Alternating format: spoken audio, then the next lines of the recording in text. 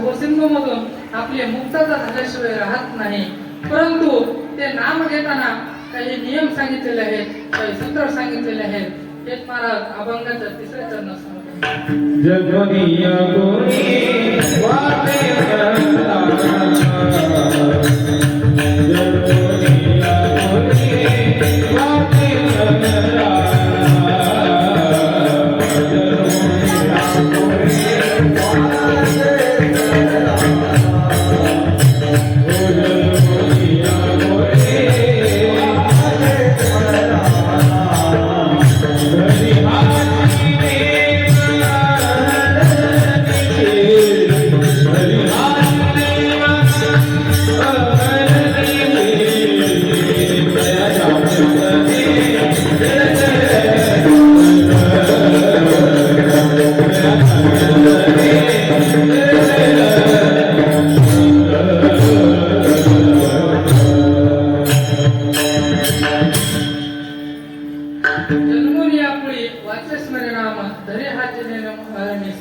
सारा सार विचार करून जे सार नाम भगवंतच आहे ते घेतल्याच्या नंतर या जन्ममरणाच्या भवसिंधू मधून आपली मुक्तता होते.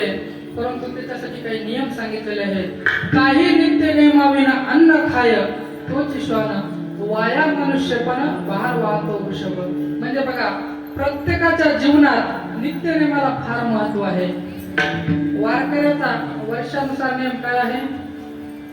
तर वारकऱ्याचा वर्षानुसार नियम आहे वर्षातून 2 वेळेस पंढरपूरची वारी करणे, सोमवार व्रत करणे, एकादशी व्रत करणे. बघा, जो एकादशी व्रत करतो त्याची तुलना भगवान विष्णू बरोबर होत असते. ऐका व्रताचे महिमान नेम आचरिती जन, जे गाती ऐकती हरी कीर्तन ते समान विष्णूशी. म्हणजे बघा, एकादशी व्रत केल्याने आपल्या 15 दिवस अन्न भक्षाने होणाऱ्या पातकाची निवृत्ती एकादशी केल्याने होते. मग एवढे नियम केल्याने एवढ्या गोष्टी होतात आणि नाही केल्याने काय होते? जया नाही एकादशी व्रत जाणावे ते प्रेत सर्व लोकी, किंवा विठ्ठल नाही ज्या देशी स्मशानभूमी परियेसी. म्हणजे बघा, ज्या देशात विठ्ठल नाही तो देश देश नसून स्मशानभूमी म्हटलेला आहे.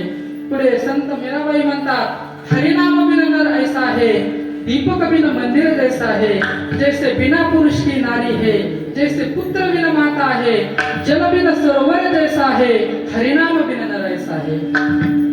पुढे माऊली म्हणतात, मोरा अंगी असोसे तिसे असता डोळसे, परी एकली दृष्टी नसे तसे ते गा. मग तसे नाम जर मुखात नसेल तर धरी हाची नियम अहर्निशी. म्हणून या नामाचा नियम आम्हाला करायला सांगतात. तर असं नाही, या संतांनी सुद्धा या नामाचा नियम केलेला आहे.